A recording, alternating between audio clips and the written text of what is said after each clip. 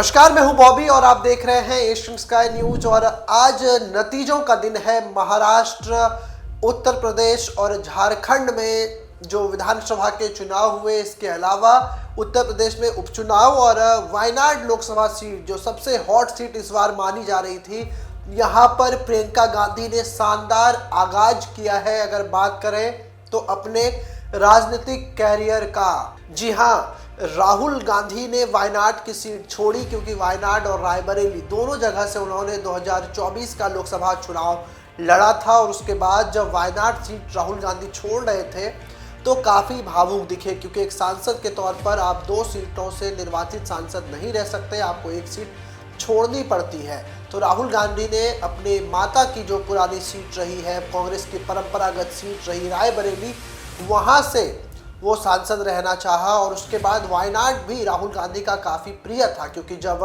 2019 के चुनाव में भी राहुल गांधी 2 सीटों से चुनाव लड़े थे, जब उन्होंने अमेठी राहुल गांधी हार गए थे, तो वो वायनाड के सांसद के तौर पर लोकसभा में पहुंचते थे। लेकिन वायनाड सीट खास इसलिए भी है क्योंकि जब राहुल गांधी ने वायनाड से अपना इस्तीफा दिया सांसद सदस्य के तौर पर, तो अटकलें लग रही थी कि आखिर इस सीट पर कौन लड़ेगा। ऐसी खबरें आ रही थी कि कोई कार्यकर्ता लड़ सकता है चुनाव। लेकिन राहुल गांधी ने अपने वायनाड से, आपने तस्वीर भी देखी होगी, जब वो चुनाव प्रचार में जाते थे तो आई लव वायनाड का वो टी शर्ट पहन कर जाते थे। बहुत लगाव था राहुल गांधी को, लगाव है, था क्या है। तो उन्होंने इस सीट पर प्रियंका गांधी को चुनाव लड़ाने का फैसला किया। प्रियंका गांधी कांग्रेस की महासचिव रह चुकी हैं और यूपी में चुनाव की प्रभारी भी रह चुकी हैं। इस तरीके से तो एक लंबा राजनीतिक कैरियर प्रियंका गांधी का रहा है। लेकिन चुनाव जब तक ना लड़े जाए तो राजनीतिक में कैरियर स्टैब्लिश नहीं माना जाता। तो लॉन्चिंग जो हुई प्रियंका गांधी की चुनावी राजनीति में, वो वायनाड सीट से हुई। और आज वायनाड सीट पर जो है मतगणना चल रही है और वोटों की गिनती शुरू होते ही कांग्रेस की उम्मीदवार प्रियंका गांधी ने जबरदस्त बढ़त बना ली है और एक बड़ी जीत की तरफ प्रियंका गांधी बढ़ चुकी है। वहीं कम्युनिस्ट पार्टी दूसरे स्थान पर है, जबकि बीजेपी पिछड़कर तीसरे पायदान पर चली गई है। देखिए पावर ऑफ प्रियंका गांधी कि बीजेपी को करारी शिकस्त दी। सीपीआई और बीजेपी उम्मीदवार काफ़ी पीछे चल रहे हैं। प्रियंका गांधी का हवा, प्रियंका गांधी का जादू जो है वायनाड में चलता हुआ दिखाई दे रहा है।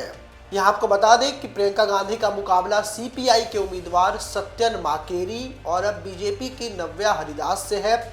और शुरुआती रुझानों के अनुसार प्रियंका गांधी का वायनाड में काफ़ी बढ़त मिला है, जनता ने दिल खोल कर वोट दिया है।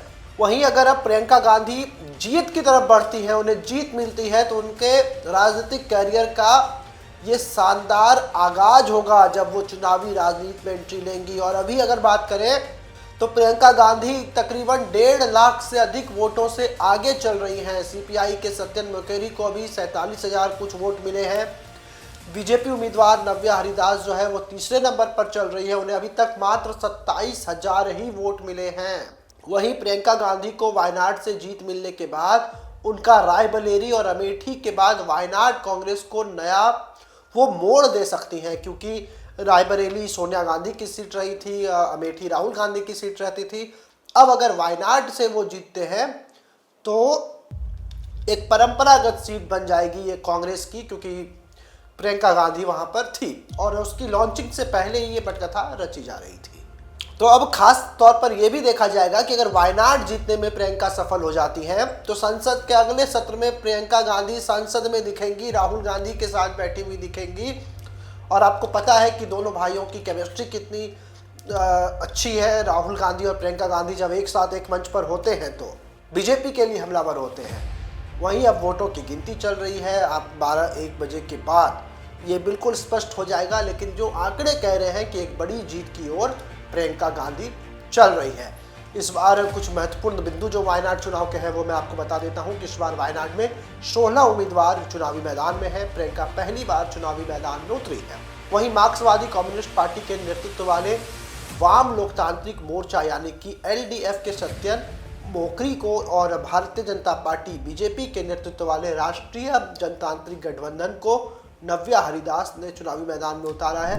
तो अब देखने वाली बात होगी कि क्या कुछ निकल कर सामने आता है। संसद में राहुल गांधी और प्रियंका एक साथ दिखती नजर आती हैं या नहीं। ऐसे ही तमाम खबरों के लिए आप हमारे साथ बने रहें और देखते रहें एशियन स्काई न्यूज।